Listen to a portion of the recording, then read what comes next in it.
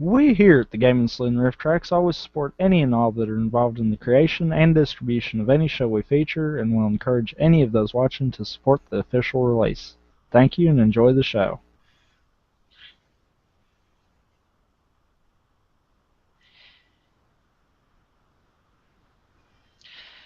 Good evening, ladies and gentlemen. Coming to you live from the outskirts of the internet. This is the Gaming Saloon Rift Tracks for December 28th, 2013, with your host, Spacebreaker2448. And ramp it up, Salon. I paused there for a little longer because I booted up my TV Nihon copies, and that's not the subs. Oh. I have no clue who subbed that then, because that's not Easter, and that's definitely not TV Nihon. Oh, God. So this is a wild card on this one. That's not good to hear right there. Nope. Of course, now if you remember right, I noticed this is the same one that has provided us the episodes for both Wizard and Decade. Yeah. I don't honestly know who he's been getting them from if it's not TV Nihon or Acer, because I don't know he's been getting them quick. There's been times like within a couple of days after Acer puts theirs out, he'll have his up too. Yeah. So I don't know who's doing these then. There's two other groups doing Gaim, Ball and Autism. I have a page that lists everyone who subbed what. So we know it has to be one of the two. Yep. Who? I don't know. Huh. But I'm booting up TV Nihon anyway. Personally. The other problem is they've cut out the opening in there. Which I don't get that when people upload the videos. It's like you can do that like after you've done it for the first one. But still. Especially with how much Gaim changes the opening every week. Seriously. You know what? I'm tempted to just boot up the Acer subs. Yeah. You might as well. I'd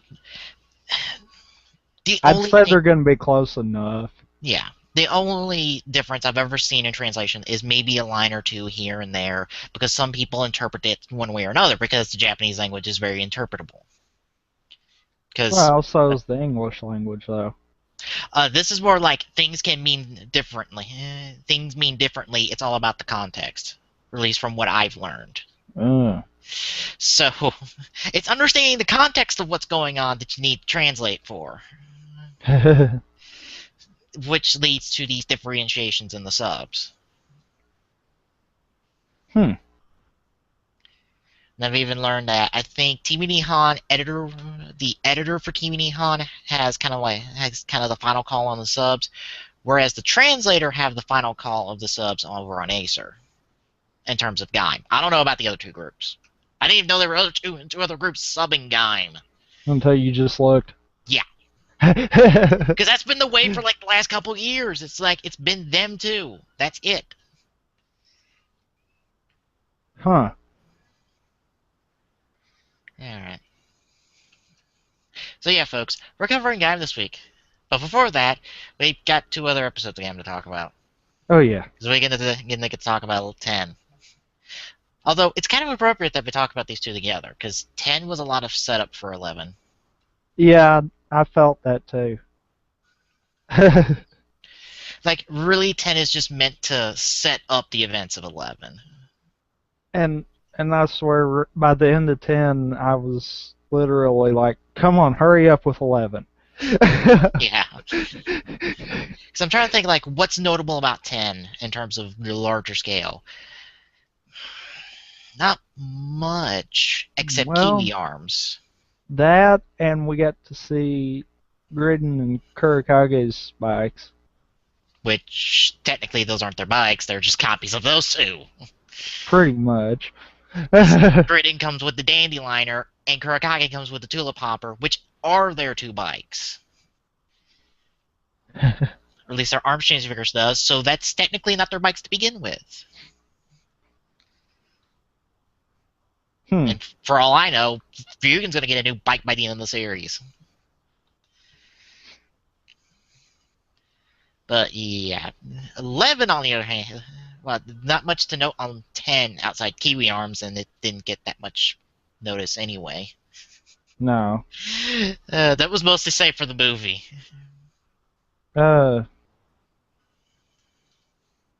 We got to see the second appearance of Watermelon Arms. Yeah. That was a quick shot, too. Yeah. Really, there was not a lot that happened in 10 until right at the end. Yeah. Because that's when you saw the bikes. That's when you saw Kiwi Arms. Second appearance of Watermelon Arms. I mean... That's when you had all 7 riders together in one place. Or no, all 6. Yeah, all 6. It's not. We don't get all 7 until 11. Well, didn't...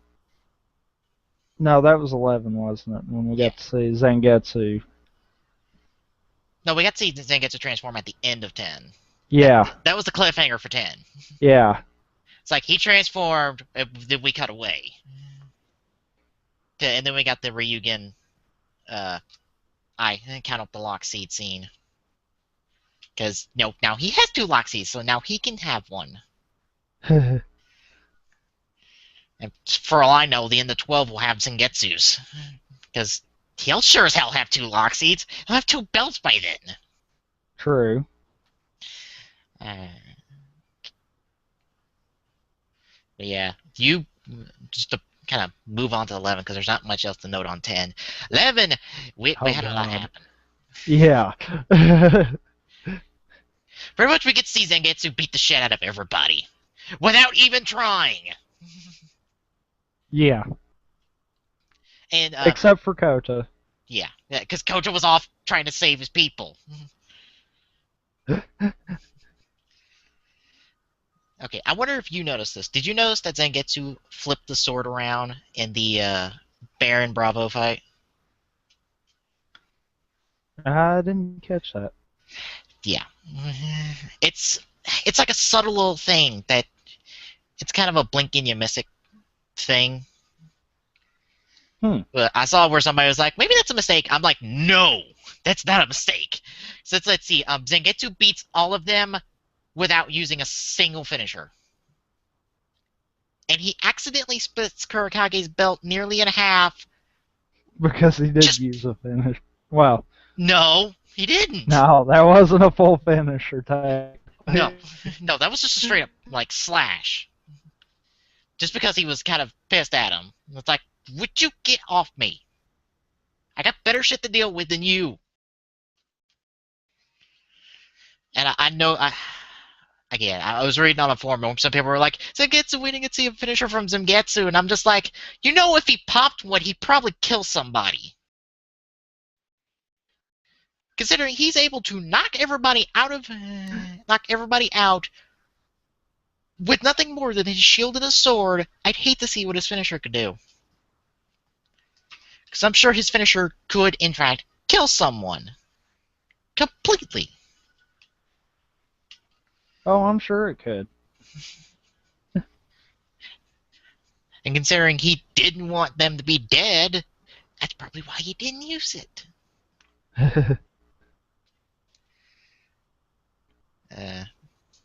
So yeah, we got that. Kota gets to find out that yeah, the entire end of this game was just something something you guys was doing just to test lock seeds. And they were all guinea pigs. Mm-hmm. I use that term because about that. Yeah, the show uses the term. Let's see. And Kota's pissed about that. No surprise there. I love how he flat out is just informing Sid, hey, I know what bullshit you guys are pulling. Just wanted to let you know that. Bye. Here's all your damn lock seeds back. Well, did you notice too when they were all getting attacked there, and the one that told him about all of this ran up and was like, "Save us!" He was like, "Really? So you want one of your guinea pigs to save you?"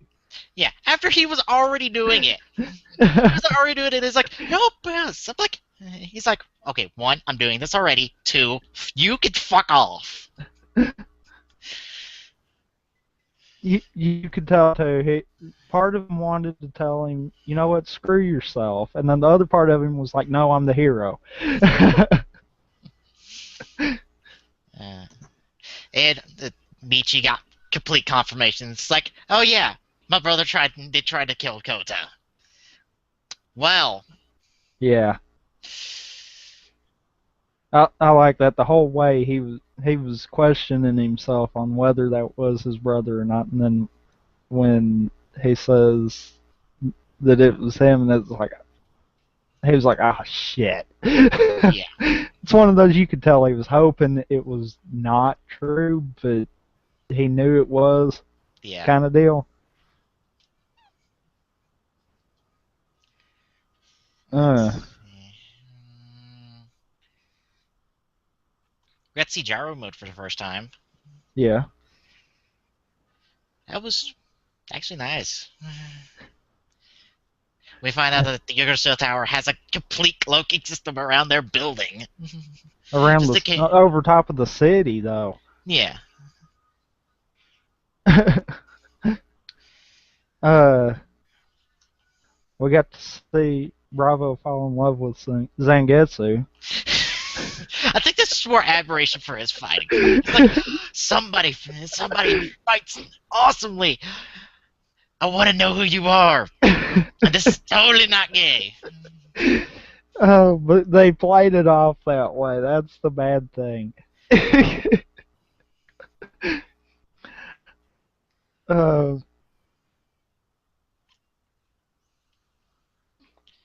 Uh, so yeah, but Bravo's got someone to just be like somebody who's an armored rider that can actually fight worth a damn. Because even when Baron was going mango arms, it just made it even between the two. yeah. Yeah, you're exactly right there. Yeah. Let's see. Grading continues to be beaten the shit out of. Yeah, Just by being chopped. everyone. Yeah. Kurakage at least got to get too pissed off at him. Which is more than the rest of them can say. Yeah, Seketsu just didn't even draw a sword for half the fight. He's just like beating the shit out of him with the shield. Yeah. And then he finally kept on, and it's like, you know what? Fuck you. Get off of me. Yeah. We had the monologue at the end by Coda, just being like, "You ever had a lot happen, and things are changing, and things won't end well." Just from the tone. It also doesn't help that like next week is pretty much just all fallout from this, and Red Eye meets Mai, which I have to wonder is why. Huh. Yeah, like preview wise, everyone who was involved in this week's episode is getting something. Even Hase, he's like, it looks like he's trying to put on the belt again, even though it's like cracked in half. And he can't. No, the blade's even cut. Yeah, Zangetsu really fucked that one up. Yeah.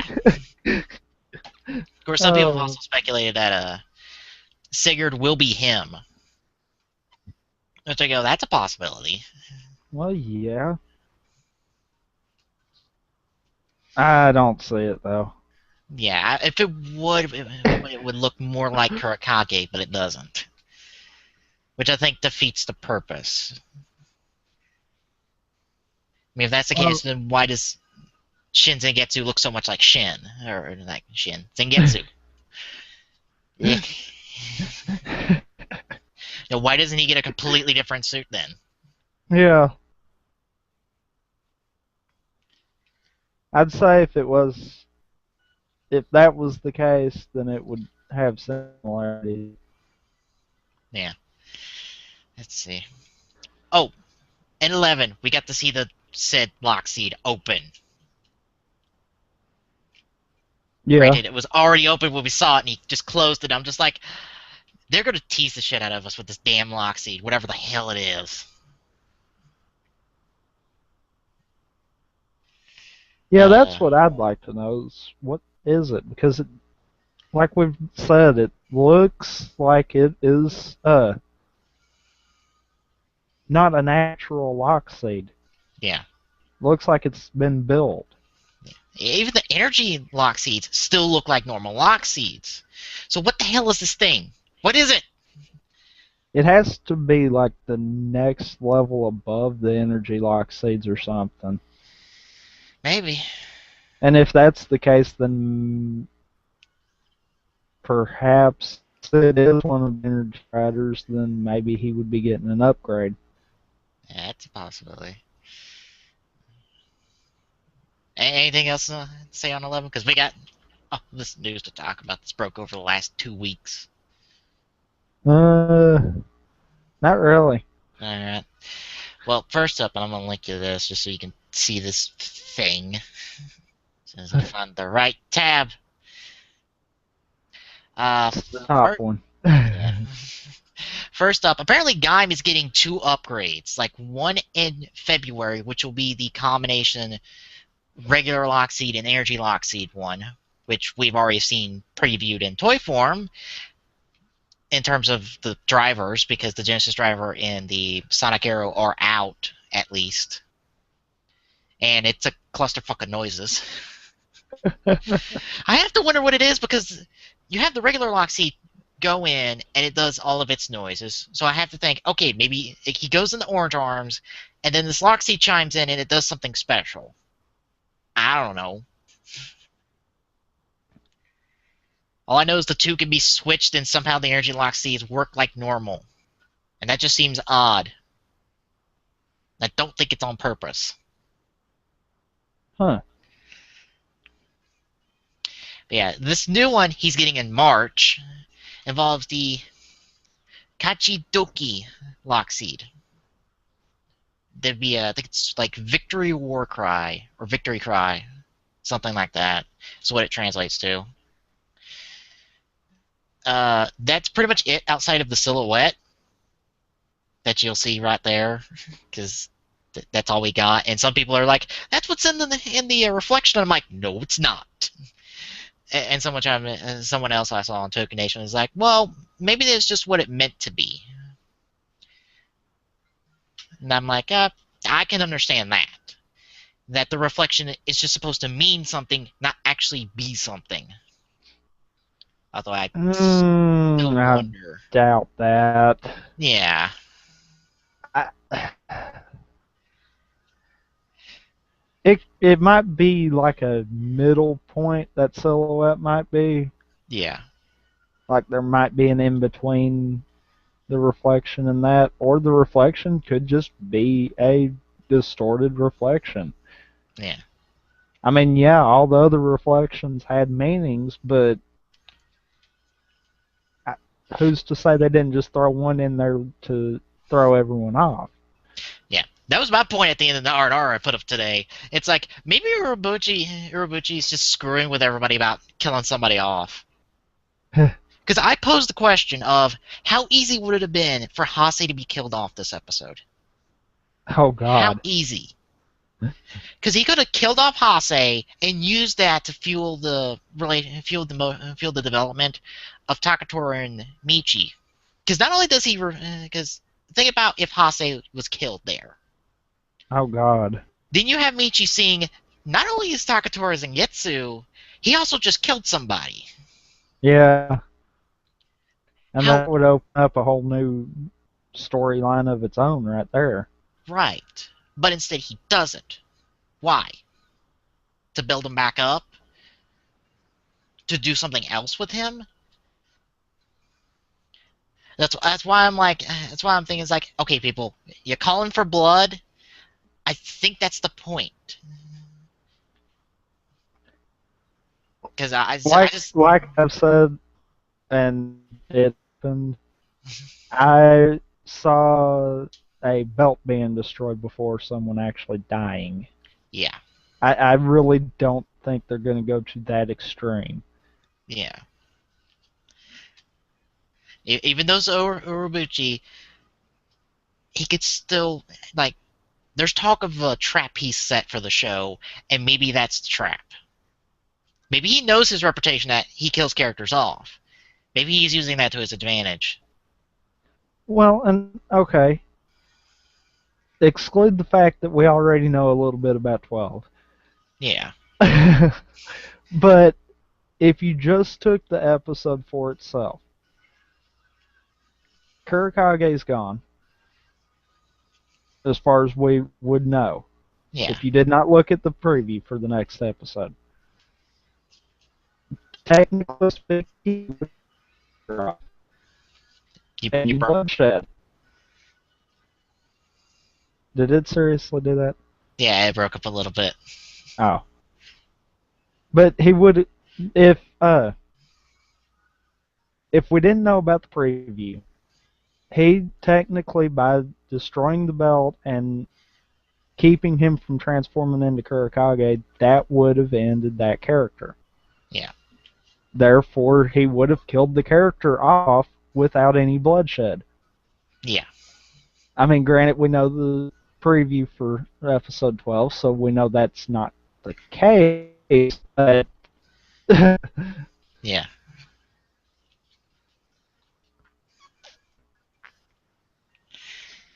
All right. But back to what we were originally talking about. This is a completely different lock seed.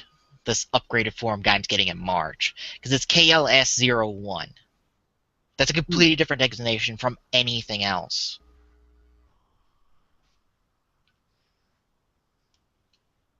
On top of that, you have the DJ gun. Yes, it's called the DJ gun. Oh, by the way, that thing can slip over top the sword. Huh. Yeah, I think if you zoom in on the second picture, you see that big slot on the left. Yeah. That's where the sword goes into, making a larger sword. Huh. Why? I don't know. Because Gaim needs a larger sword. Yeah, I think he might be the only one getting that combination upgrade too, because uh from what we know about the Sengoku driver on how it works, the toy wise, the faceplates determine what standby nose goes on because there's little tabs in each faceplate depending on how many they're not pushing down or pushing. That determines the standby noise that's in that driver plays. When the Genesis driver slot slides over because it slides over the faceplate slot on the Sengoku driver, the Gaim / Zangetsu standby noise is playing. No one else is. Huh.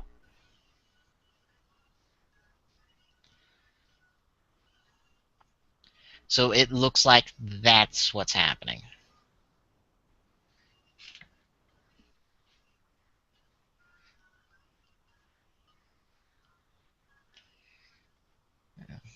And this new lock seed is only going to be using the Sengoku driver. So there's no extra add-on to the belt itself. Huh. That Alright. massive thing is still going to be used in the same drivers. Yeah.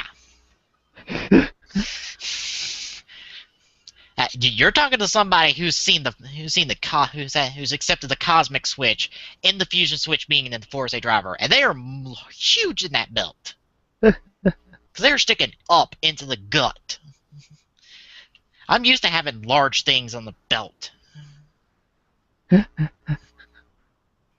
right. And of course, next up would be the something I talked to you about before, which is the returning actors for the Kamen Rider Tyson film. We're getting both Faiz and Kixa's respective actors back. Kixa, you'll remember as the Porsche Orpanok from when we watched Fives last season. Right. Shotaro from Double's coming back, and Tsukasa's coming back. Shotaro Oh from and God. Tsukasa coming back. Yeah. The only thing that makes me go, oh hey, this is like, oh hey, is that in one of the pictures, Shotaro is wearing the white hat of Narumi's. Oh. That's such a like, oh, that's from like the last couple episodes of Double. That makes me go, oh hey, that's cool for them to throw that little thing in, and I'm just like, yeah, and just because you have Shotaro back does not mean I'm going to go light on this movie. Because this will be Shotaro's first thing he's come back for since Megamax. He hasn't been back for anything else, as far as I know.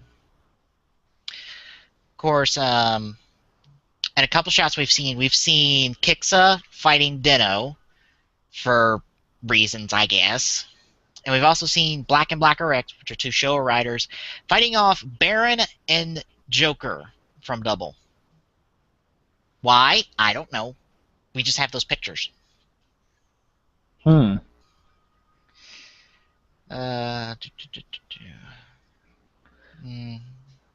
of looking through some other stuff. Nothing else movie-wise. Toy-wise, we're getting Tamashii Web exclusive arms change figures of Bujin Gaim and Bravo. Got our first look at the Gridden and Dandelighter arms change figures. And nothing else there. Oh, the Decade Lock seat's kind of entertaining. It has random bop noises in it. Decade Lockseed? Yes. Oh God. But here's the thing about it. It has random bopping noises when it's doing the sounds from the Deca driver. It's like you'll have like Kamen Rider Decade bop. It is hilarious to listen. Oh God. Especially when you're not expecting it, because you're like expecting to hear the Decade noises as they would be normally, except you just hear these random bops in each of the noises. It's like, what the fuck? Why? Why is this in here? Oh God.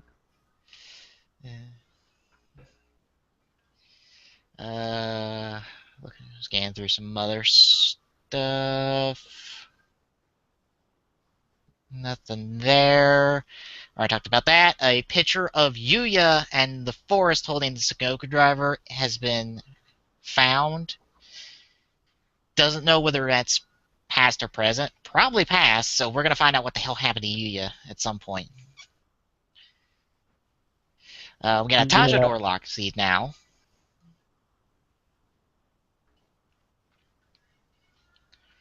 That's it. There. Scans from the next like 3 episodes, literally. We're getting Gaim Banana Arms. And the two are fighting Bravo. The 4 Energy Riders pretty much taking on the Invest and the Sengoku Riders. Still don't know who Sigurd is. Briefly for 12, the Shin and Autovagen. And last bit of news, we're getting the Forze novel. You remember those Rider novels from, I think it was like this past year or so? Yeah. Well, now we're getting the Forze one.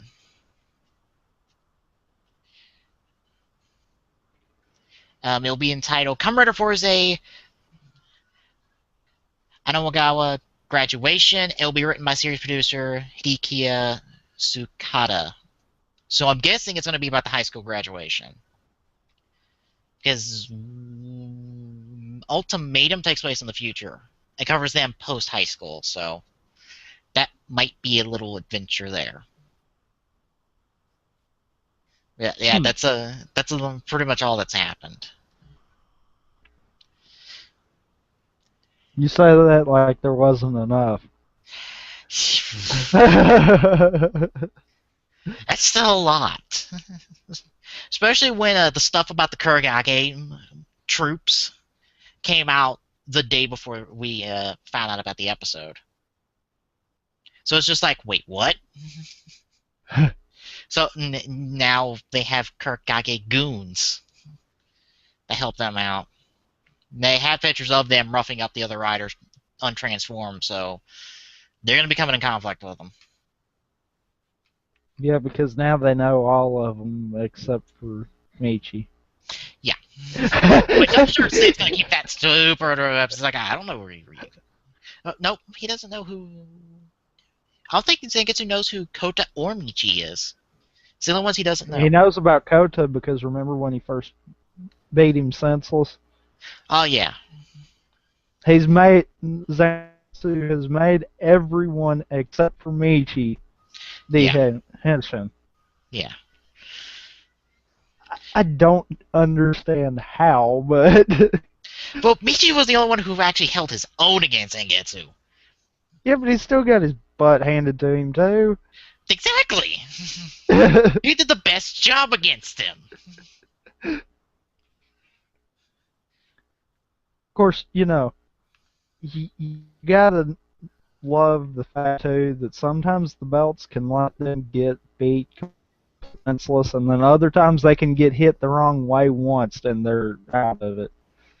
That just makes me think that there's this it's like all of these devices are somehow like mentally connected to the person, where if they lose focus long enough, it's just like, oh, now I'm transformed. Well, shit. Has to be something like that. Because that's how do you explain how Double can switch out his memories without detransforming every time? Because Yeah. how he does it is exactly how he detransforms. Same with those. Forza doesn't have to worry about that, and Wizards has to be because there's no physical means he detransforms. Yeah, I noticed that. You never see him detransform. Alright. So yeah, we had a lot of Gaim stuff this week. The only thing I didn't mention was the 4 seconds we got to see of each of the Energy Riders. And by each of them, I mean their helmets. and that's it. It's really disappointing because it's kind of like this big recap of the last few episodes, like from Grid and Kurakage's debut forward to 11, and we get the shot of those 4, and that's it. So disappointed. Wow. And of course, we also have all the Legend Rider lock seeds that are coming out, which, since they're doing web-exclusive arms change figures, they just had the smart idea to say, hey, they could do Rider arms, more Rider arms. And I'm like, you need to shut up. My wallet doesn't need to take that, especially since we already have a Beast in Meteor Lockseed. Really? Yes. And guess whose Beast is made for? Whose?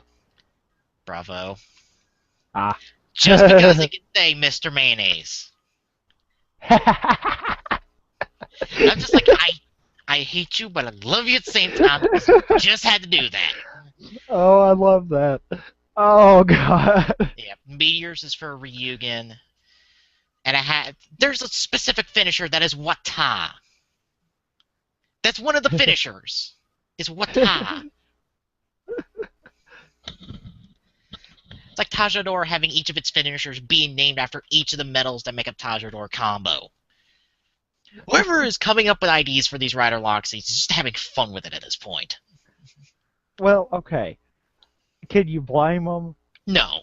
You've got a crazy fruit-themed rider show that is going over great.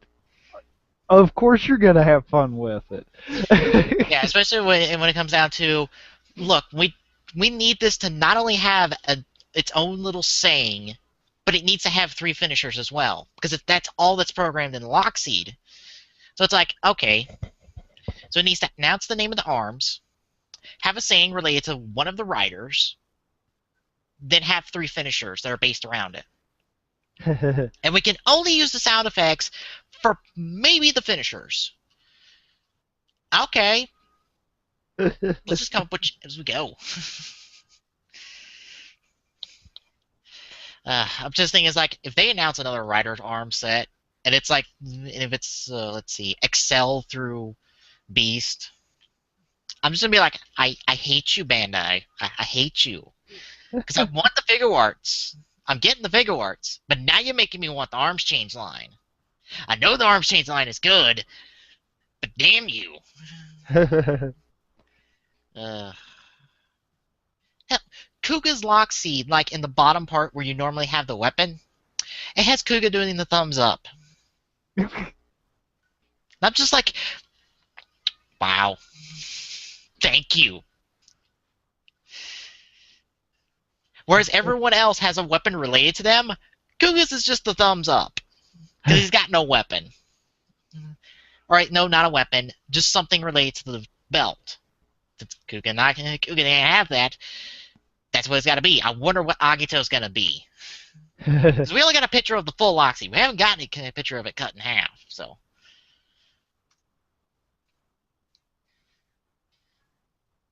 And also Momotaro's has decided he's got his own Loxy too. Oh God. Which I'm not surprised because, you know, Momotaro's has his own wizard ring. And Gaia memory. And O's medal. That's because Japan loves Den-O. No, wait, no. Scratch that. All of the Imagine have their own Gaia memories, as I found out recently. All of them. And when you put them in the double driver, you can act like they're having a conversation. Oh, that's funny right there. Oh, God.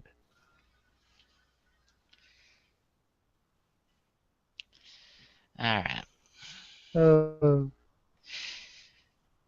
So, shall we get into these two episodes? We shall. Alright, we got episodes 1 and 2 this week. Transform the Orange from the Sky, and episode 2, Deadly Pineapple Kick. These are the wiki episode titles because I'm not digging up my R&Rs to get the Acer subtitles. So yeah, thoughts going into these two episodes? Well, unlike most, we have actually seen these two, so it'll be good to start back from the beginning. Yeah, especially to see if anything can be gleamed. Yeah. Which I've thought back to at least that first scene from episode 1 a couple different times. Especially since we're getting these energy riders, I have to go, where are they in here? And why is Zangetsu back in his old form? It's like if he kicks so much ass in his regular form, dude will be unstoppable in his energy lock seed form. So why is he back in that? Maybe. Yeah. Remember what was said though. Yeah. About there being a trade-off with the energy lock seeds, so... Well, with the new driver, as they were putting it, but... Yeah, they were saying it was more dangerous than the Sugoku driver, and I'm like, how is the Sugoku driver dangerous? Is my question. So perhaps maybe that's why? Yeah. I know somebody tried to say it's like every time you cut the lock seed, you're cutting your life in half. I have to go, maybe, but that sounds dumb.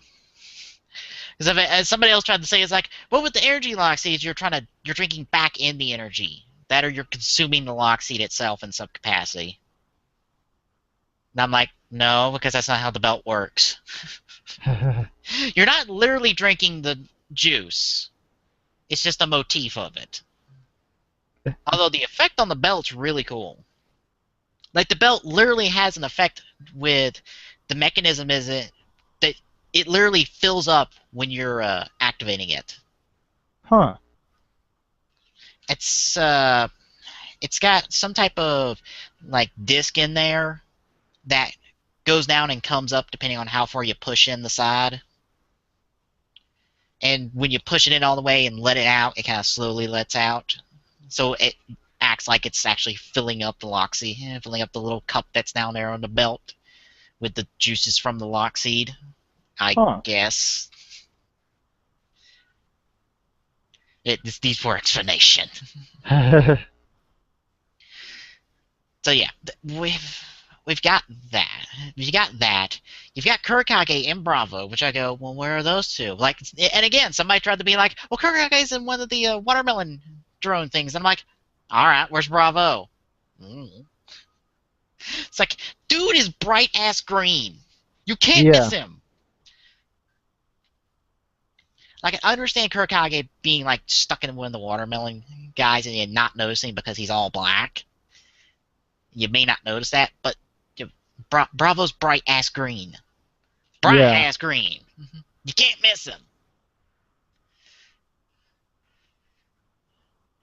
Unless that opening there signifies that maybe they're not gonna be there by the end of the show. Yeah, that makes me that's making me wonder too, because I'm just like, okay, when did we get off of that and go off somewhere else? When was the change? When did it happen? What event caused what we're watching being different from that opening scene? What? Unless it's not. Maybe the build up happens and then that could be like the final battle or something like that. Yeah.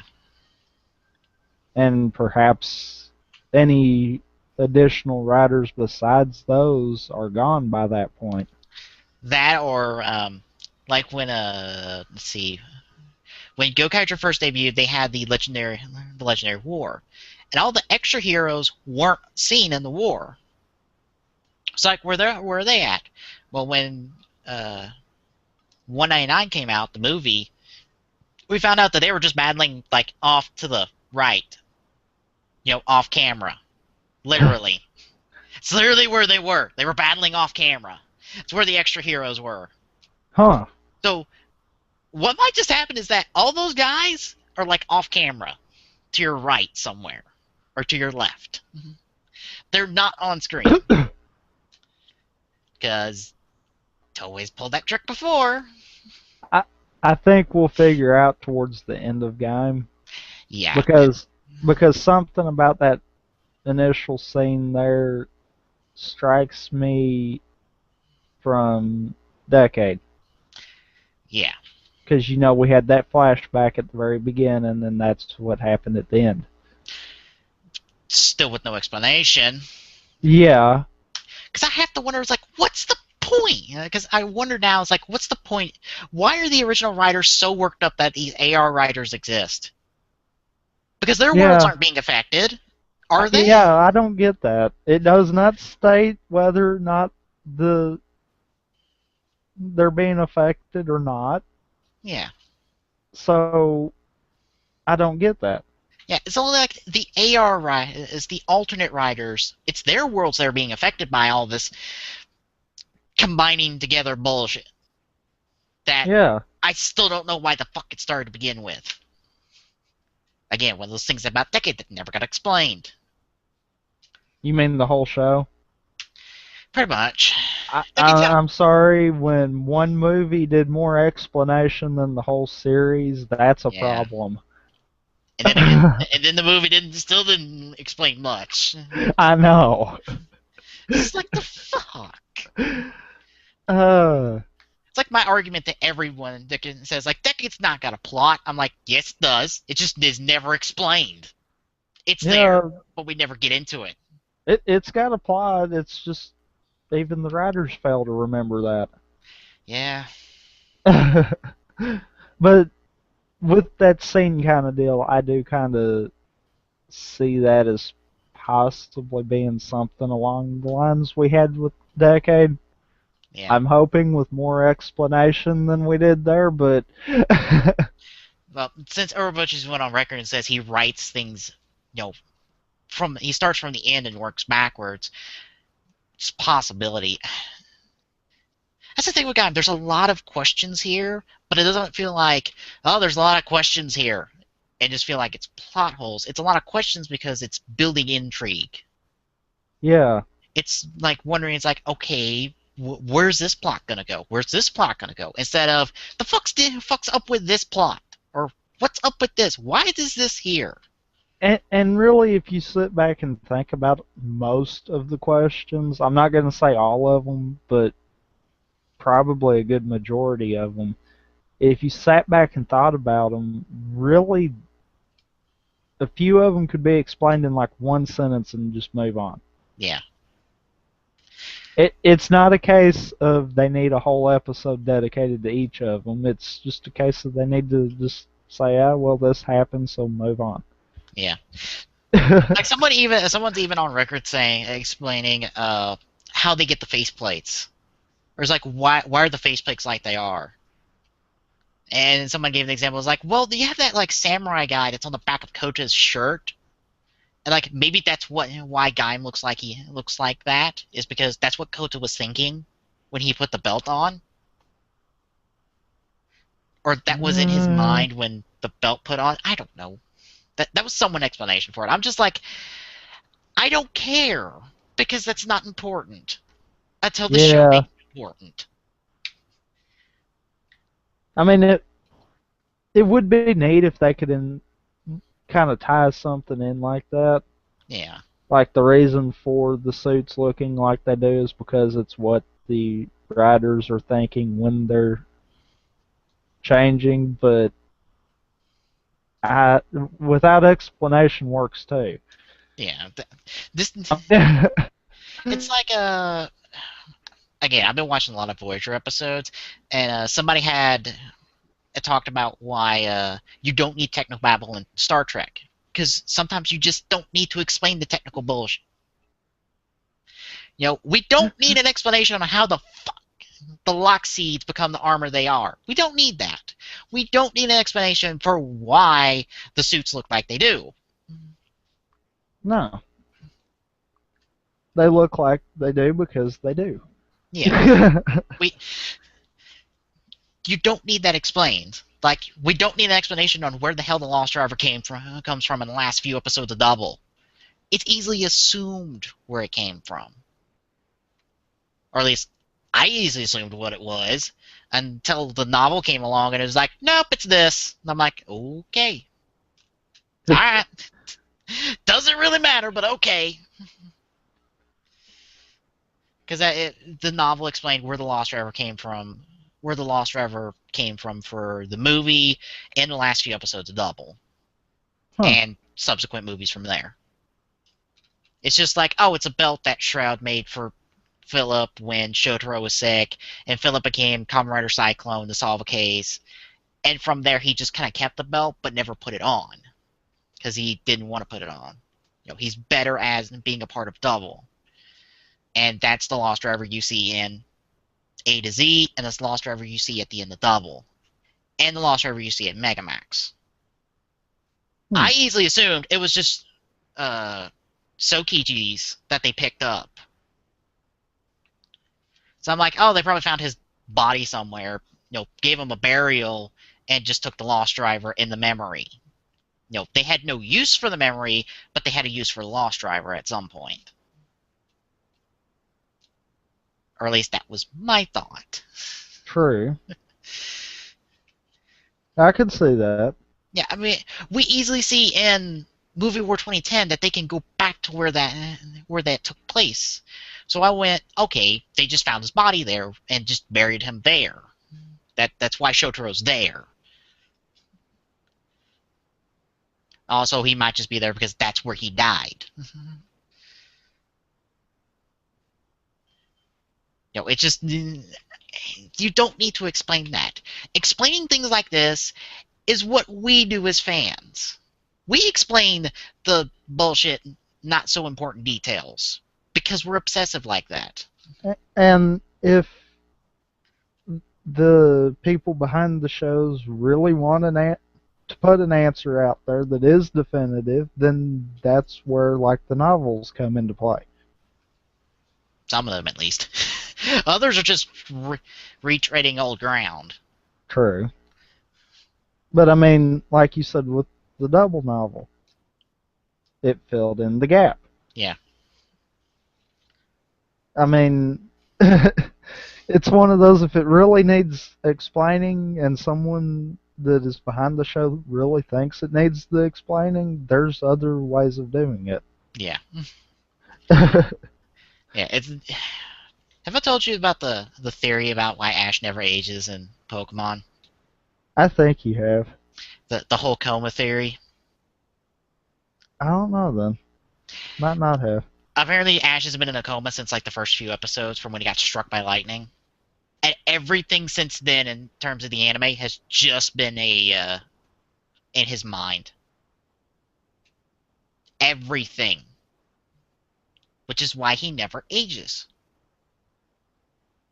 Huh. Yes, it's stupid. After a certain point, yeah, it is. But again, that's what we as fans do. We think of really ridiculous, obsessive, really ridiculous things to explain up really minute details, like Ash never aging in his show in the anime. Does it matter? No, it doesn't. Except for when they're trying to play with continuity, which fuck that. All right. uh,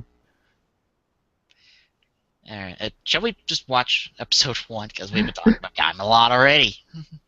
I guess so. All right. We shall start up episode 1 in 3, 2, 1, go.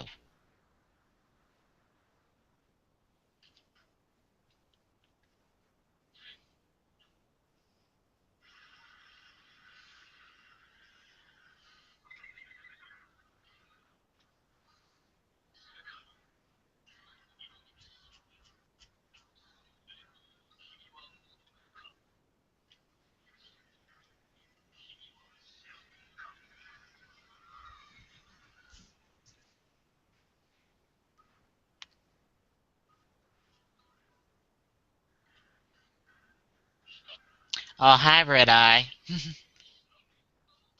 And for anyone wondering why I call her Red Eye, this scene's why.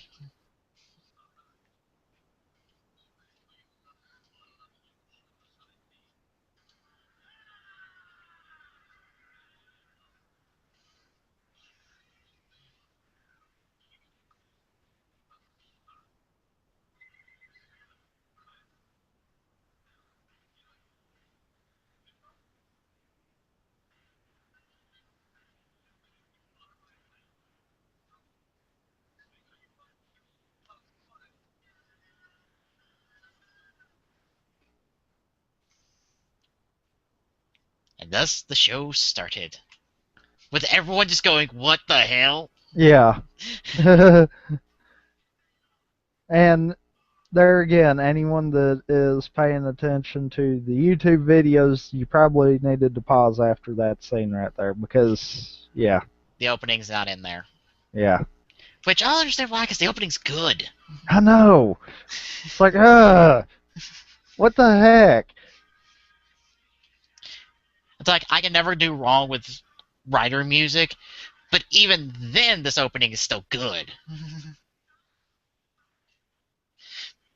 Of course, throughout all my R&Rs, I never really say any of the rest of Team Gaim's names. Then again, the show never makes it a point to name any of them besides Rat. I swear no one, none of the two chicks haven't been named. Yeah, I think all, you're right on that. Except for pre-promotional material. Like, that's the thing. In pre-promotional material, we got the names of every single person in Team Gaim and Team Baron. But we did not get one instance of who Red Eye is. And the episode just started, folks.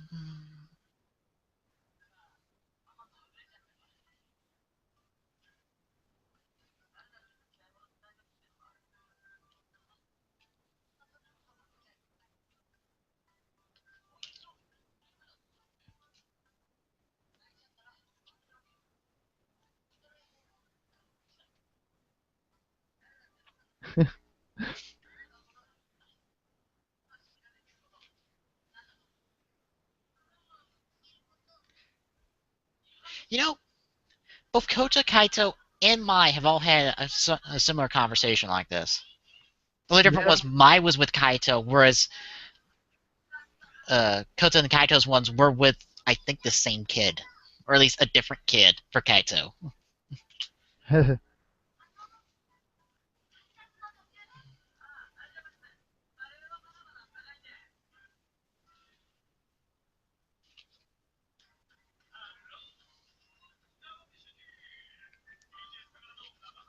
Okay, that's the first time I've ever seen it being called Project Zalomi City instead of just Zalomi City.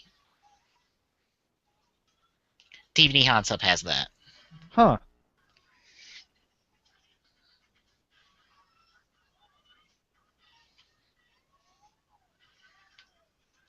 Also, I think there's like 2 more people in there than normal at this point.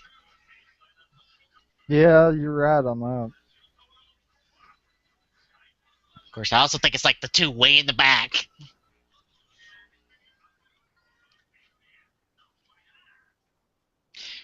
And Takasura said later on that Yagura still doesn't control the city. Yeah, Yet they got right. labels on everything.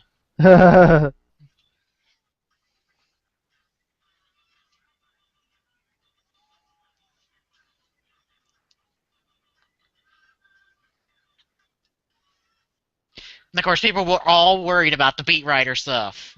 It's like, oh, dancing, we got like breakdance teams. Like, people were so worried about that Yeah, pre-Gaim, but look how much that's in now. yeah. It's like the longest I've ever seen them dance outside of 11. But that was being pulled over a monologue. And also the only time where Team Gaim gets to dance without interruption. Actually, Yeah, no, it's the only time anyone gets to dance without interruption.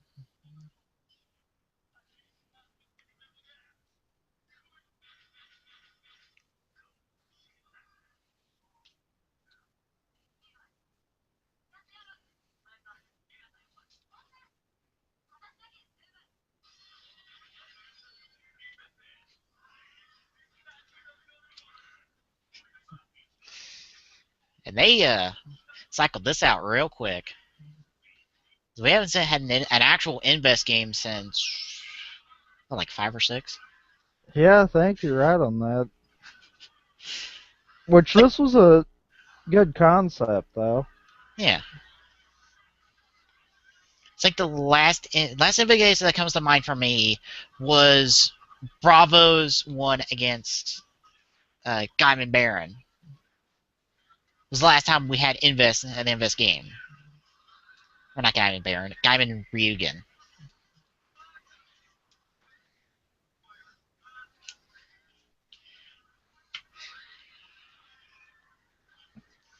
Of course, uh, that fight has a reference back to this fight.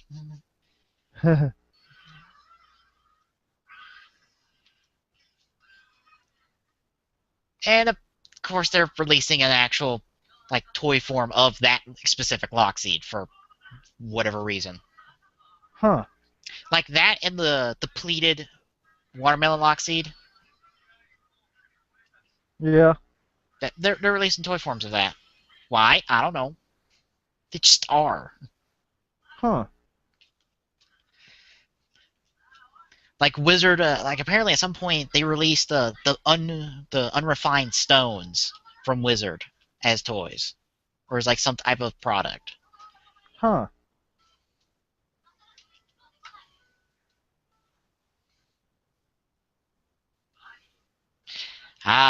The first and last time we'll ever see Yuya for like going on 10 episodes now.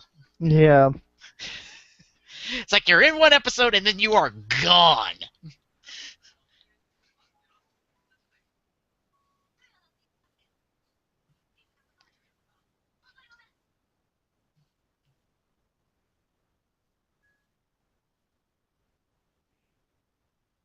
I think I can actually see where that is a wig.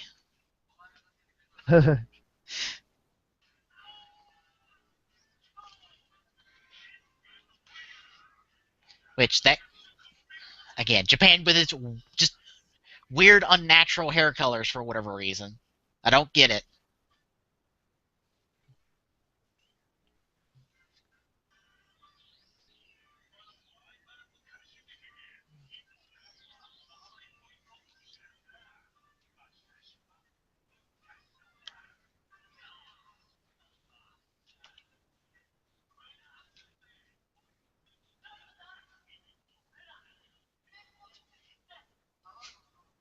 I really have to wonder how Baron's going to react in episode 12. Yeah, after getting his butt handed to him like that. for the second time. But also just like the whole revelation of the investigators in general, because I'm sure Coates is going to tell them all. It's like, oh, by the way, the investigators are complete bullshit. They're just using us to test products. Yeah.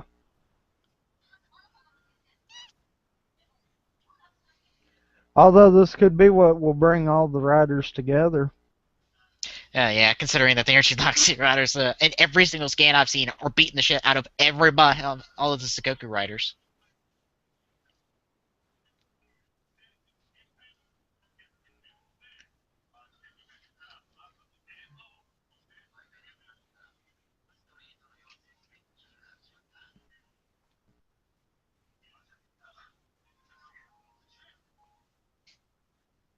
I love that look he just gave Sid. Just like, ever since those came in.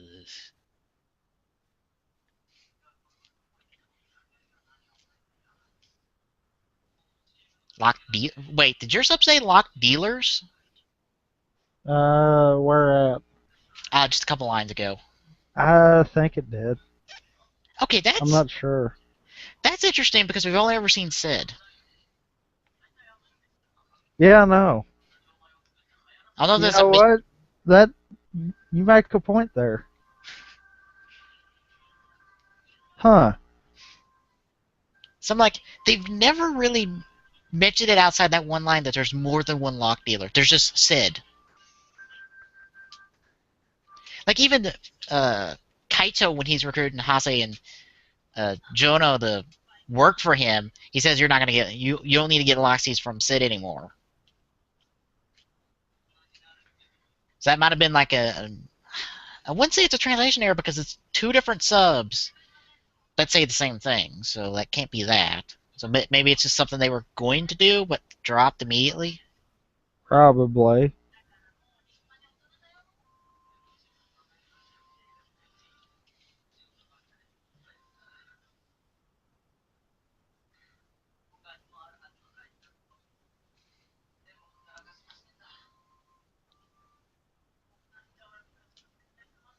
And his sister hasn't been in since again the Bravo episodes. Yeah, I know. There's a lot of people in this first one that you just don't see anymore. Yeah.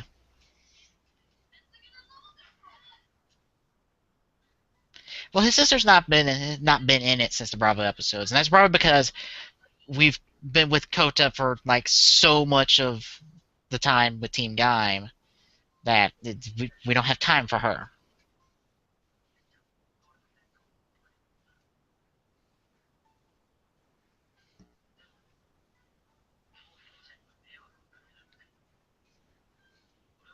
Well, too late. You're gonna be a burden on her again in like 3 episodes. When you decide, oh, I'm gonna fuck up every single job, and then attempt to try to get the job. And the only job I've seen him work since is to be some product shiller at the mall. Yeah, I know.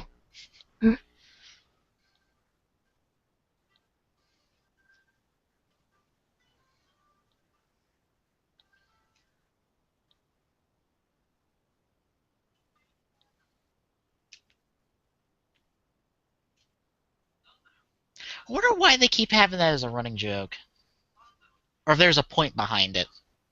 I don't know. If you folks don't know, the chick that works at Droopers always takes a break when an important scene happens. Yeah, Always. every time. Yeah. She doesn't go away or disappear from the bar, she just takes a break.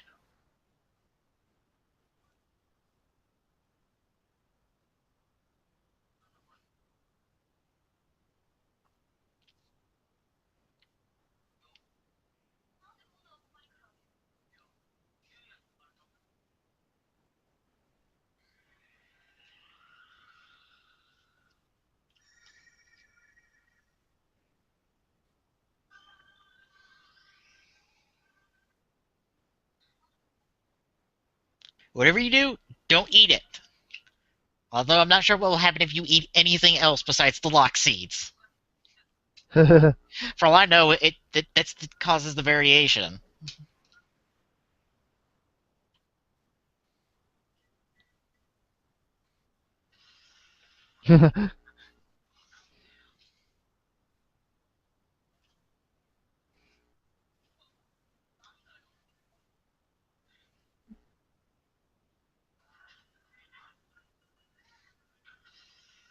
It's actually wrong when I first watched this because I thought they weren't happy with the lock seeds.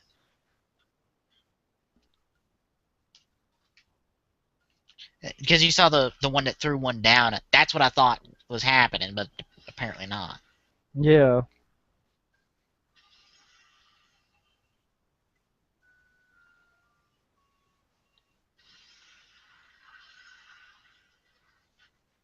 There's that one shot that everyone talks about when it comes to what the hell happened to Yua. I mean, I guess that could be a possibility.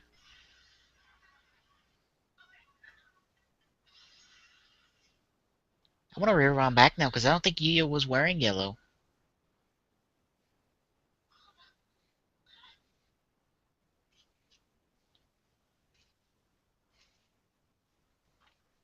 Of course, you have to wonder why is the Sagoku driver right there and not back from where they were being chased off from. Yeah.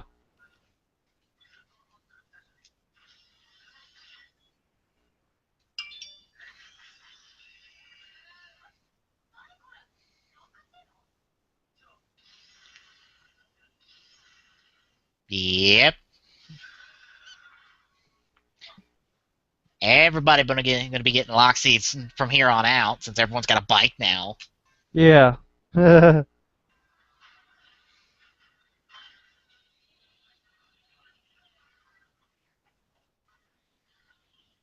You know what? Maybe that maybe the whole fruit thing isn't what happened to Yuya. Cuz like you said, the why was the belt there and not where they first came in? Yeah. And I also I saw wonder where if he got chased by the thing right there. yeah. And Ran the also same way and dropped the belt there. yeah. I also saw where somebody tried to say is like, oh, the Infest doesn't really attack Kota until he attacks it. But no, he just attacked the random scenery right there. Yeah. Well, and he chases after him right here. Yeah. And it looks like those threads of his might just be a part of the suit.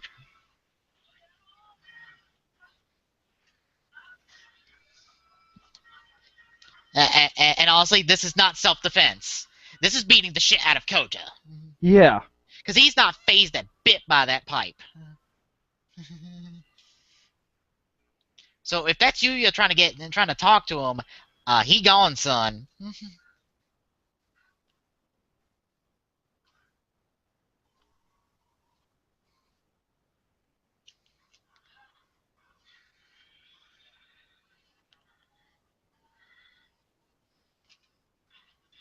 Also, he's not the same variation of Invest we've seen later. Like the one that it can almost be guaranteed to be someone transformed into an Invest isn't like the same type of mutation look like. He looks more like the dragon from what, like 7, 8? The one where Marin Yeah. got Mango? Yeah, from the Mango Arms episode. Yeah.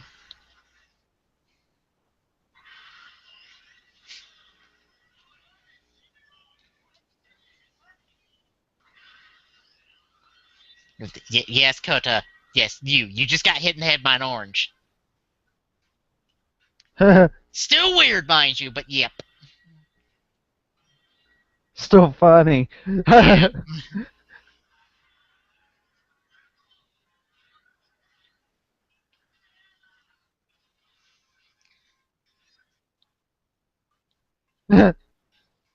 I think you will be, Kota.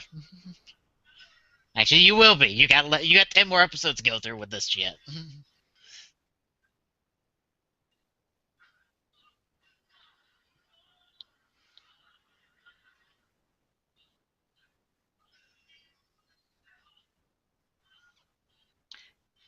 course, just like with Double and Force, I have to wonder how many crests they've broken so far in the show.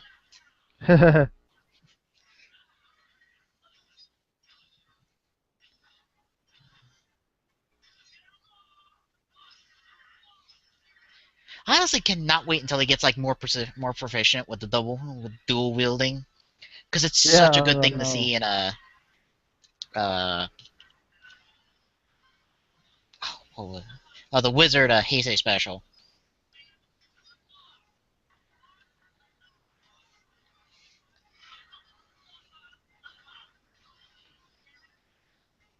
Yeah, I don't see where any of this is self-defensive on the Invest's part. He's pretty aggressive against them. Yeah, Like especially right there, like right there, he just kicked them while he was coming up. and I'd still say if there was a grain of Yuya left in him, he would not be full out attacking like that. Yeah.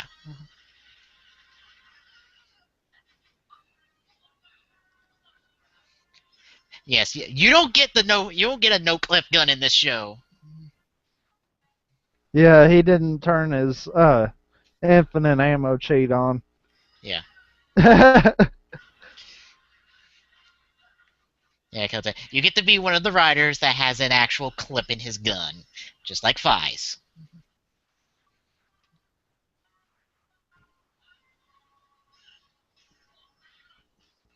To the ground you go. And hi, Red Eye. Yeah.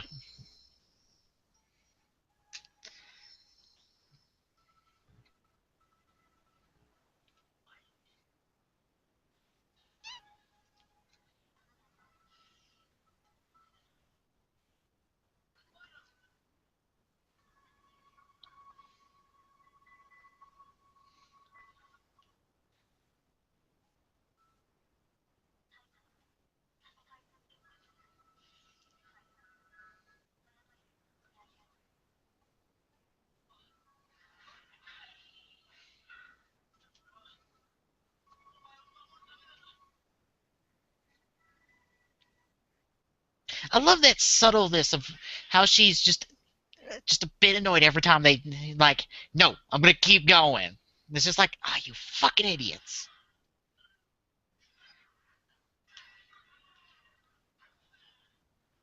Another thing that got pointed out is that apparently she's pointing to like the invest, and it's like, oh, no, yeah, that's you, you dumbass.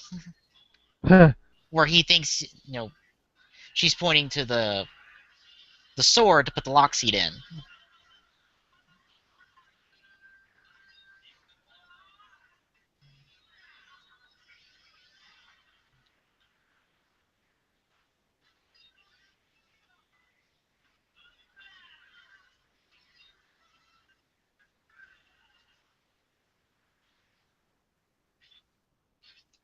Which That I seems count. like a lot of work right there, though.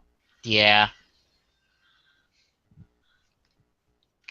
Of course, someone else also pointed out that, oh hey, she could have just closed the lock seed on him. Yeah. Yeah, because that's how you de-transform them is close the lock seed.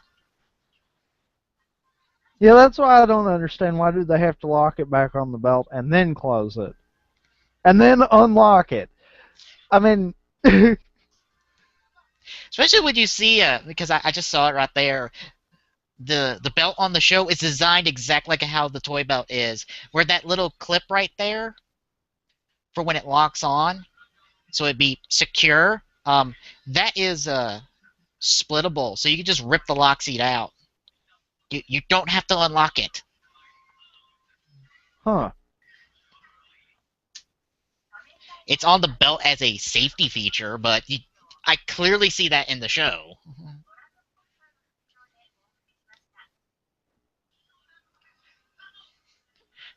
Wait, I have not seen this since like episode like 2. Yeah, I know they quit like episode 2.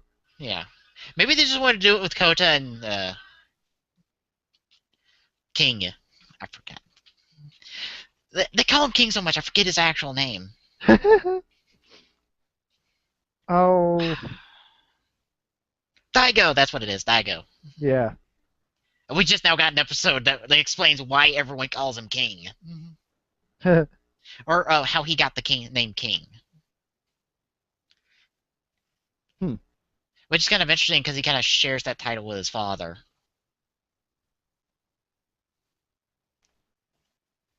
So, what do you Huh. think looking back at episode 1 so far? It reminds me of why I like the show to begin with. That's Yeah. for darn sure. uh, And it kind of makes me just go like, okay, well that's. I don't get your theory. I don't and see it. and yeah, the more that now that we've looked over it again after hearing the theory, I don't see it. Yeah. I mean, if you was out there, if you was went into the forest, I have to think he's out there or he's just lying dead somewhere. I would honestly think, everyone's been trying to figure out which rider was going to die first and this and that and the other. I honestly think we had our first death of the show in episode 1. Yeah. It was just an off screen death. Yeah. You get died, we just didn't see it. Because, like you even made the comment, why did they find the belt after they ran? Should they not have found it before all that happened when they first saw that thing? I'm sure somebody would say it's like, well, they went in a circle. No. Just, even though this forest is confusing and might get you turned around, they're not going to go full circle and not run into the invest along the way. Yeah. I mean, that seems a little fishy to say that Kota killed Yuya. I mean, I just don't make that connection there. Yeah. And I don't think that's an invest that's been transformed because it's not like the one we saw that is more than likely someone who was. Even though I need to look back at the previous episode before that episode and check if the invest was the same for both. Because if it is, I'm going to question the continuity of that scene from the opening. Because I'm like, okay, what is it him? Or are we getting these scenes out of order just to mess with us and make us second guess it?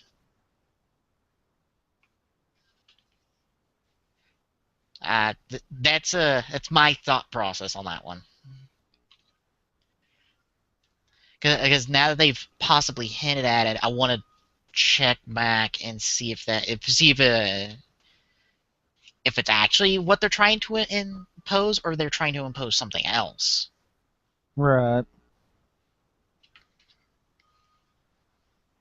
But yeah, that it's making me start to question things when I look back at these episodes, and I'm like, okay, now I'm really looking into things because Well, it's everyone's because been now saying we stuff. know more, so it's easier to try to figure out what was what. Yeah, and especially when we still got mysteries going on. It's just like, what about it's making me take the theories I've heard from certain people and go, okay, let's look at this episode and see if it is. Because looking back at episode 1, I'm just like, no, it's not Yuya. It's not. You couldn't be. Yeah. Like I wanna check something.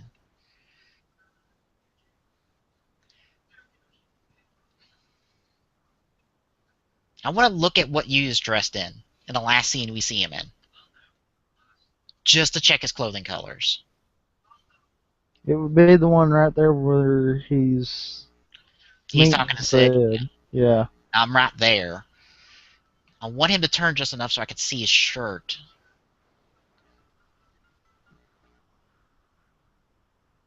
No, it can't be. He's not wearing anything like the Invest has color wise. Like the cloth that Invest has, he doesn't have anything that's that color.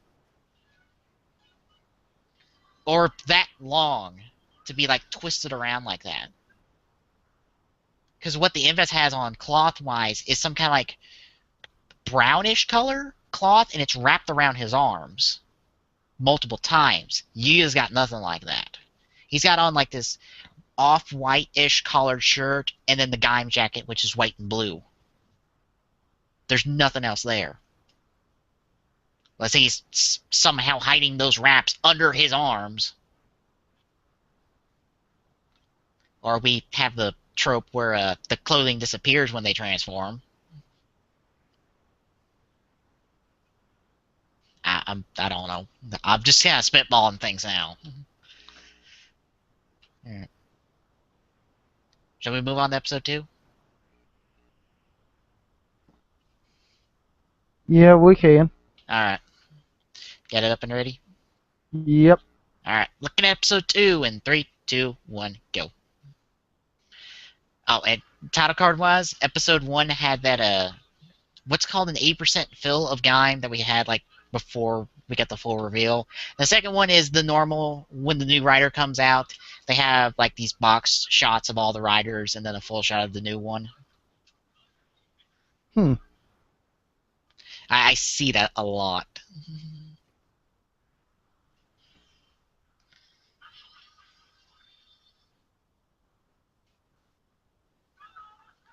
Well, that's certainly a hint to the future.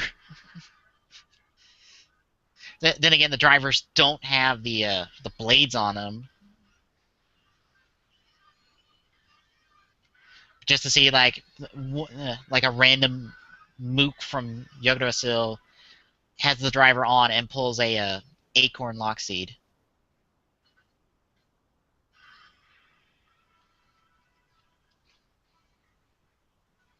That was a quick and done cold opening. Yeah.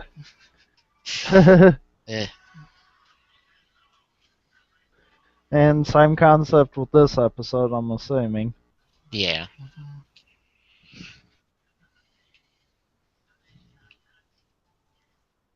I still don't understand why they cut out the intro, the opening like that. It's like, Yeah. Oh, I tell you what some people have said is what is Kota saying when he's behind the fence at the beginning of the opening? They say he's saying don't do it. Huh. Or something pretty much exactly along that lines. That may not be the exact wording I've heard from people. That's exactly what he's saying. But that's kind of what he's saying is don't do it. As vague as that is. Huh.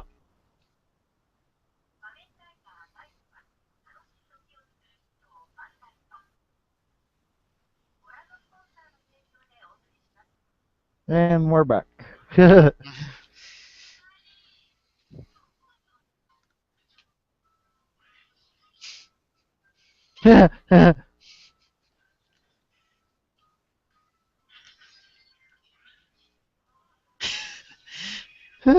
Just that look of like, the fuck?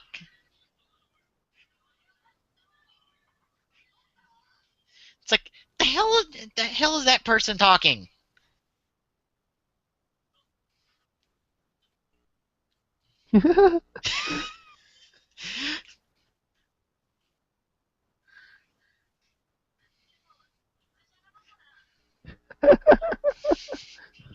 Just like, yeah, we're having baked potatoes.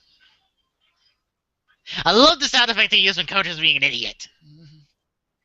It's the same sound effect. They even have it in 11.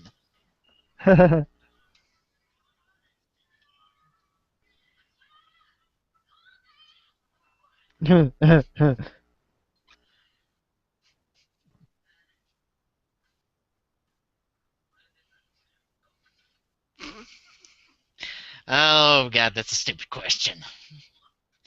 So, like, yes, what am I supposed to do with the suit that's designed to cut a fool up? Like, that sound effect just gets me every single time. And that stupid fucking grin he has.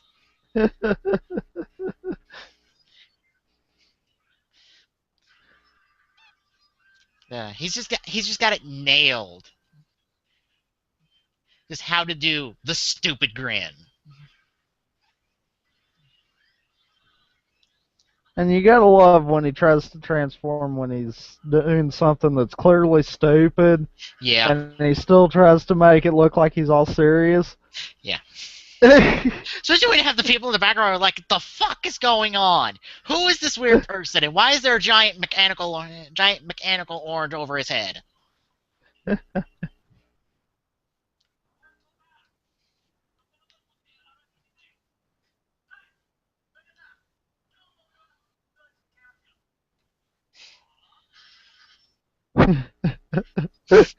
I've seen so many people use that for pictures. Just that shot of him holding the orange, the stupidest fucking grin on his face. Yeah, I know.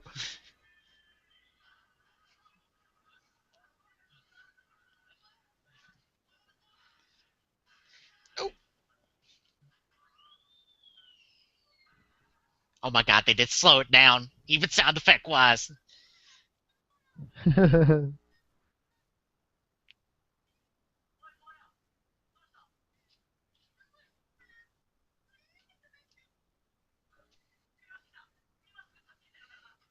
Oh god.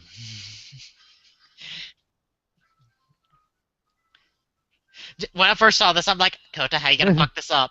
Also, the lock seat's on your bag.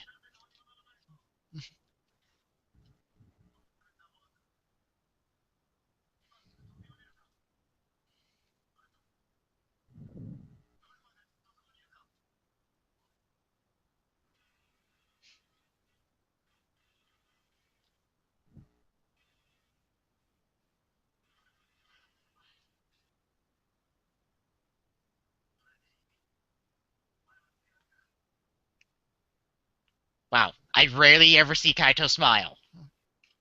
Yeah, I It's know. like, wait, Kaito cracked a smile?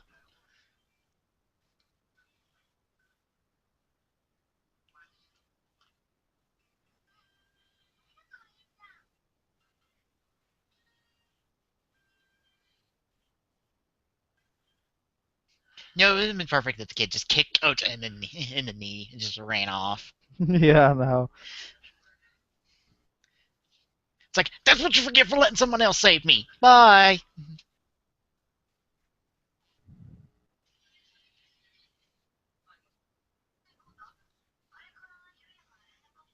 Nope, because they don't have cell reception in the forest.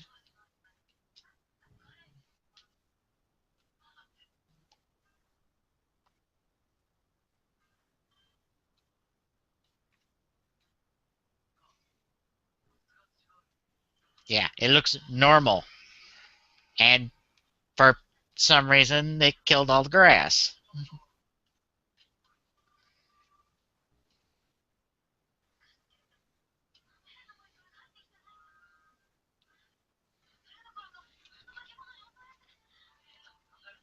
You know, you gotta love the fact that she's all worried about you right here, yet this is like the last time that you hear her be worried about him the rest of the show.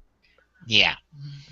It's like, ah, come It's like on. the last time we've had Yuya mentioned was the mango episode. Yeah, Actually, no. Actually, that was by Mai. The other time was by Kota in 10.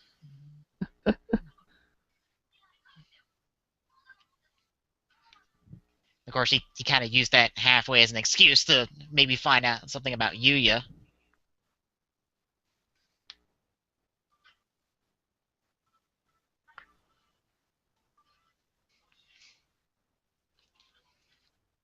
See, you didn't do the motion right. It's one clear motion.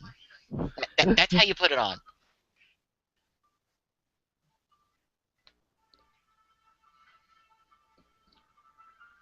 ah, that makes sense now. Okay. What? What, the picture? Yeah, they were there because they knew someone else was in there. Yeah.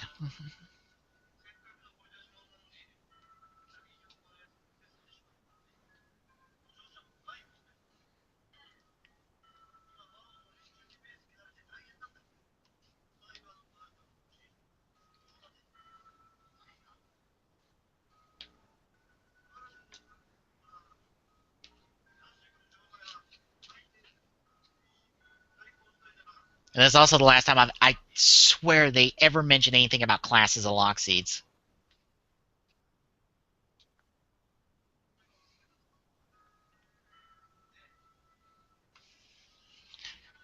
Then again, I saw somebody was complaining about the number, how the Lockseeds are being released, that they're not in the numbered ordered. Which I have to go, the numbers don't matter. Yeah.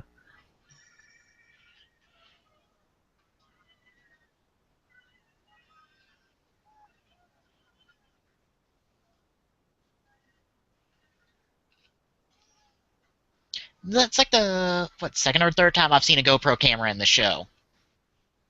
Those are some really good cameras. My uncle's got one. They use this film stuff when he's doing stuff down at the drag racing track in Chattanooga. And for anything else, really.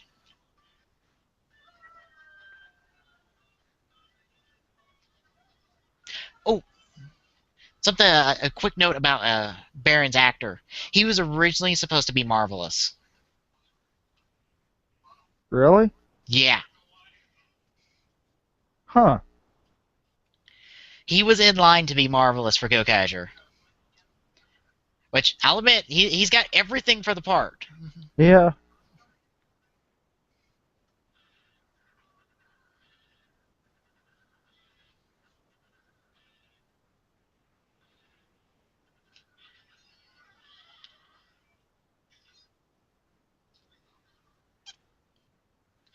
And there's one Loxie we'll never see again after this episode. The third one Kaito has. Yeah. I don't even know what that one is.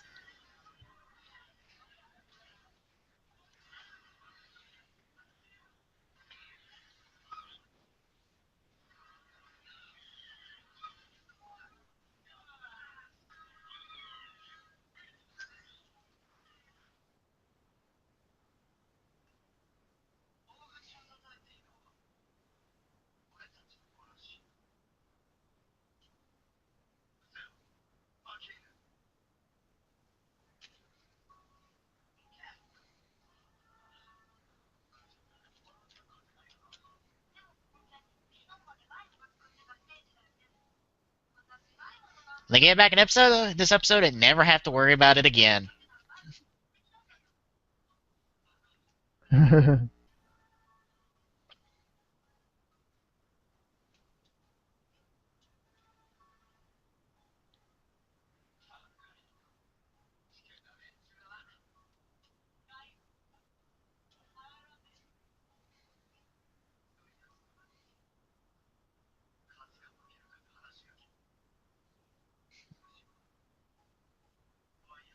Of course, this is making me think about the quote from the thing Kaito says in the episode 12 preview. That he will defeat Gaim one day, but they have bigger enemies. So Yeah. that might be why Baron and Gaim team up in the scans.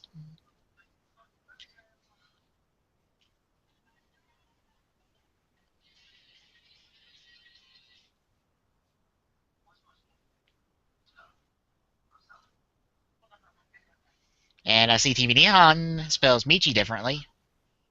Instead of a Y, they have an HI. Which I'm not sure which is right, but I use the Acer sub one.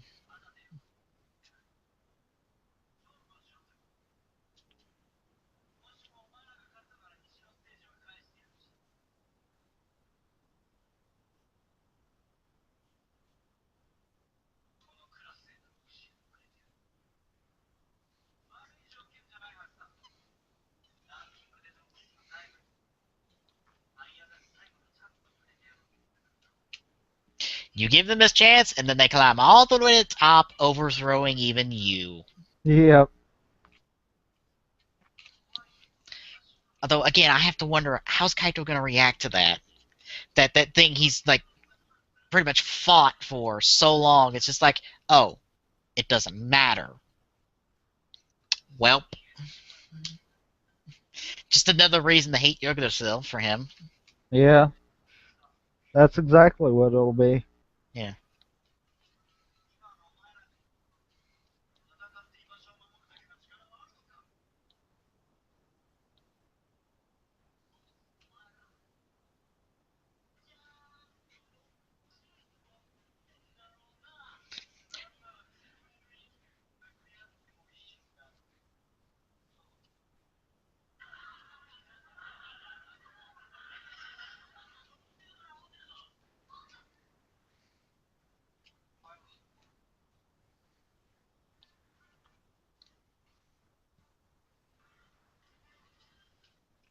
Of course, I wonder whose like garage is this, because that car over there cannot be cheap.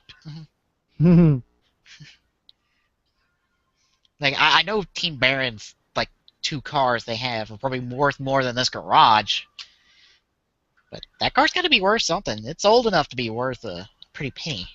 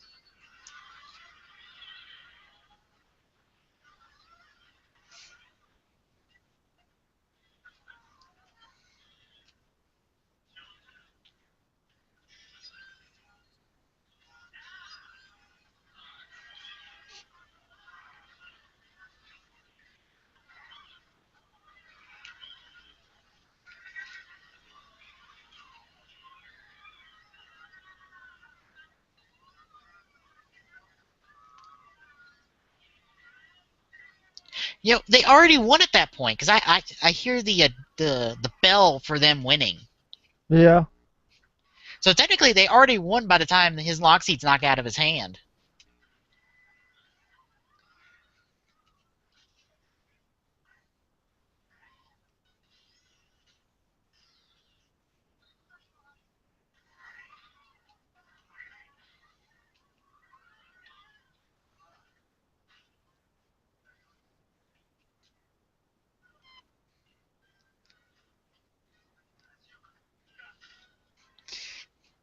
I don't like cheaters.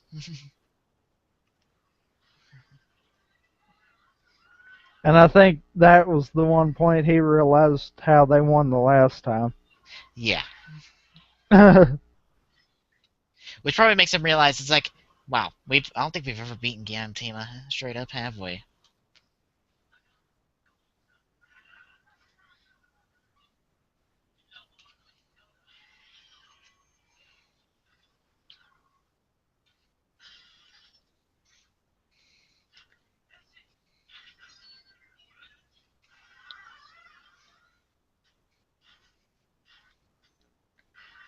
I still say it's a darn wonder he doesn't beat the crap out of someone that's right beside him when he does Well, that. he used that to beat some Invest in 10. Yeah, I know. But I mean, besides that. Yeah. That or he smacks the blade.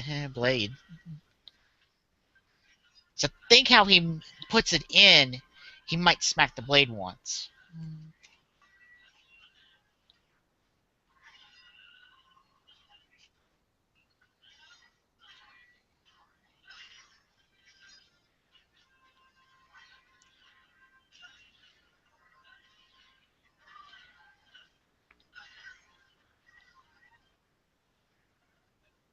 And since Gaim has his own little like catchphrase in battle, Oz is now the only main Neo Heisei rider that doesn't have a catchphrase.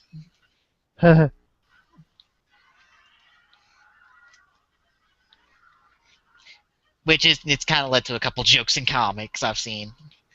Where he had like double O's, double and fours, they say their catchphrase, and Oz is like, the,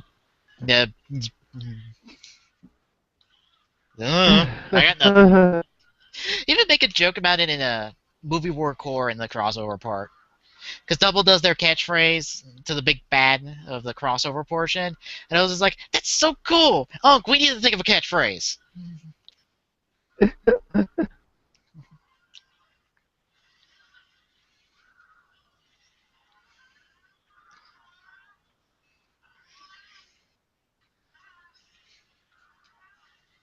Of course, Kaito truly does not give a fuck.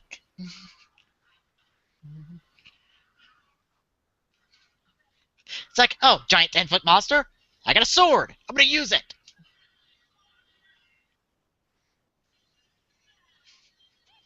Oh god, this cracked me up so hard when I first found out about it.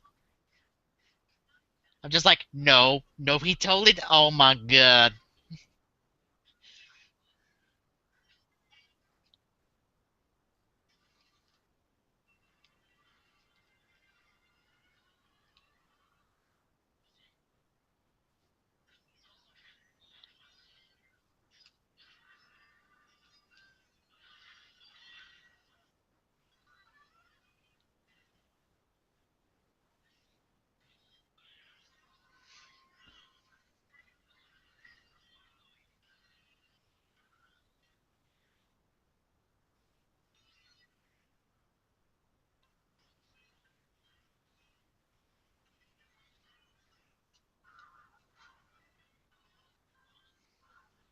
Yeah, yes it is. Also, you might want to look behind you.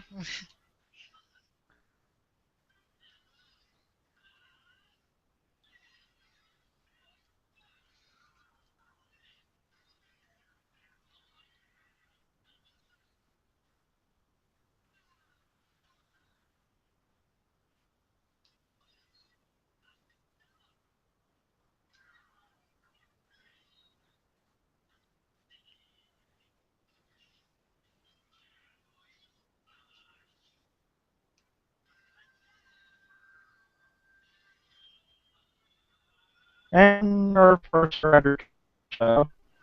Our first and only rider kick so far in the show. We have not gotten a Yeah, rider kick since 2. yeah, I know.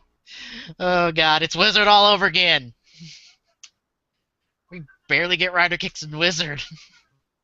Then again, I'm not too upset about it. I mean, it may be a staple since back in the day. It doesn't have to be there every single episode. Yeah, like in Kabuto. Yeah. God. You could have another finisher. Every show. It's like, ah.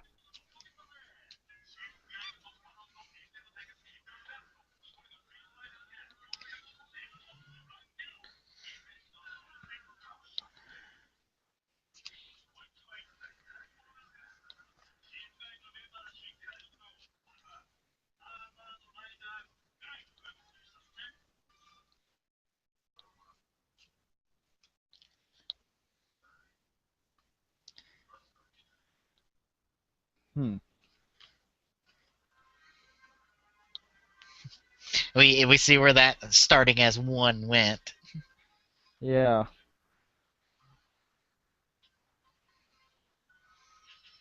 It I, went very far, very quick. yeah. Because case in point, the preview shows, we get Baron out of the third episode. Oh, just in case anyone's wondering, no, it's not normal that we have all this fruit stuff. Apparently, Baron's actor was a bit like, I'm gonna have what dropped on my head?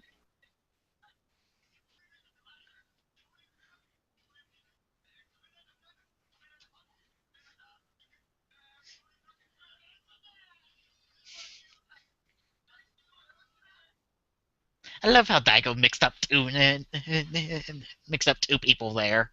It said Kamen Yeah. Rider Mango. Although I don't think the mango lock seat's there. So that might have been an inadvertent spoiler. It might have been. Now that I'm thinking about it, that might have legitimately been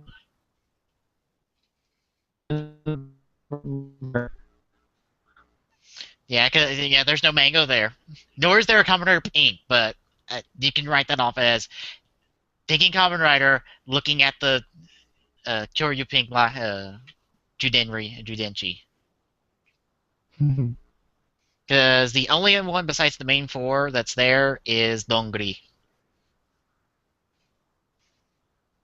Which I'm never miffed anywhere by the own arc. Because that when I was looking back through, that was in 11. I'm like, I don't care. It's Acer's little joke that they have with the subs. Anyone who's miffed about that needs to think about it for 5 seconds, and then you'll realize it. Trust me, I was confused about it, and then I thought about it, and I'm like, you cheeky little subbers, you. So, what'd you think of episode 2, looking back on That was the first time. it? Yeah. I still say you gotta love the fact that every time he transformed, no matter how stupid it was, he tried to look as serious. You're breaking up a whole bunch. I was trying to load the page. That was my fault. Oh. But Yeah. I was saying it's still funny that no matter how stupid the place of him transforming was, he still tried to act serious. Oh, by that point, it was acting. Yeah.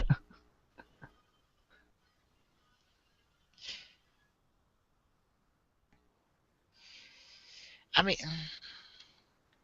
I think that's what sells me on it. I mean, yes, it is absolutely ridiculous that they have fruit dropped on their head to turn into armor. Yes, but they take it in the most serious fashion, so I'm okay with it. So they're like, yeah, yeah, they're totally having fruit dropped on their head. So what? We're just going with it. It doesn't matter. It's like what you have this one guy with cell phones, and the other guy with memory with USB sticks. Seriously, how worse is this in comparison? Yeah. That's why I can never be like truly upset with this. I'm like, yep, it's a thing. Can't be upset because they're full blown accepting that this is a thing in their world. My only thing is if they have a comment from Wizard about this. It's like because I know Beast has a comment about the Wizard's head being dropped on Gaim because they spoiled that in one of the previews. I have to wonder if there's more to the conversation as that happens. Or that Wizard will have a comment that's like, "Do you have fruit dropped on your head?" Yep. Hi. And they also kind of do, but kind of don't accept the Heisei special in the continuity. Really?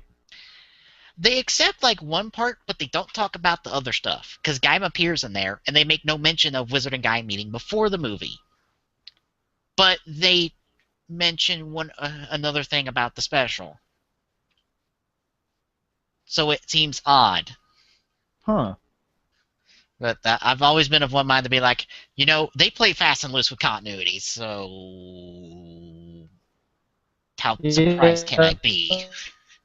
The specialty stuff in the crossovers, they do kind of play fast and loose with it. Yeah.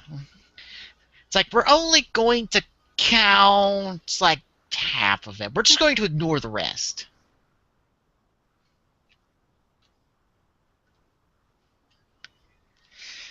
It's like I'm sure, like most people, and like some of their in someone's book in Toei, there's like we're only gonna count like that last third and the first third of core. We're just going to ignore that second third that ever existed.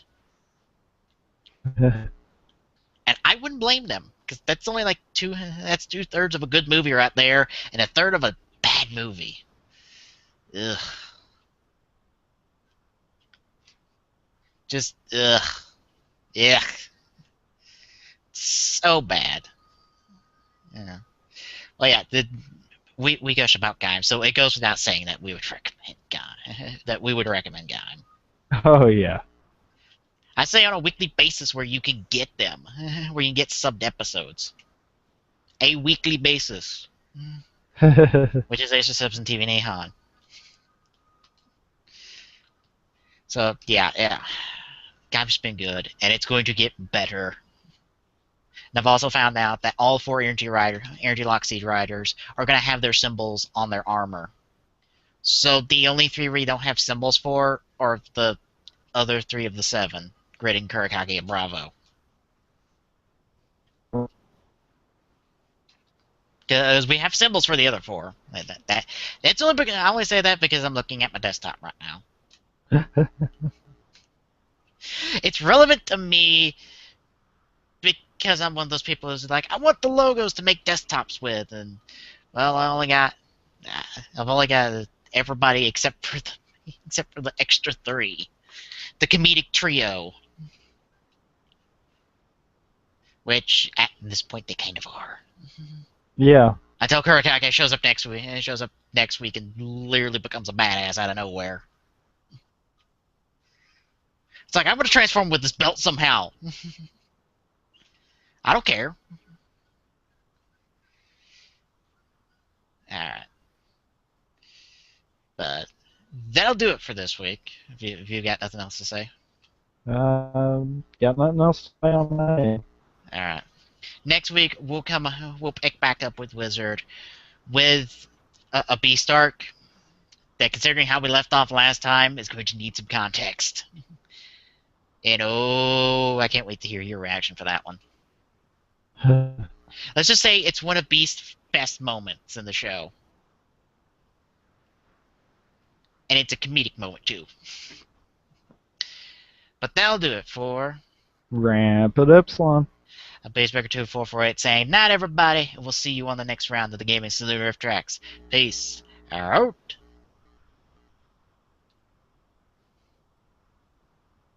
As always, you can find the Gaming Saloon Rift Tracks on our site at tgsr.dyndns.org. Don't forget to follow us on our social medias, on Twitter by following at TGS Rift Tracks, on Facebook at facebook.com/TGS on Google Plus at gplus.2/TGS Rift Tracks, and on YouTube at youtube.com/TGS Rift Tracks. Also, don't forget about the mobile app. It will be updated after every TGSR with archives for both TGS and TGSR. Till next time.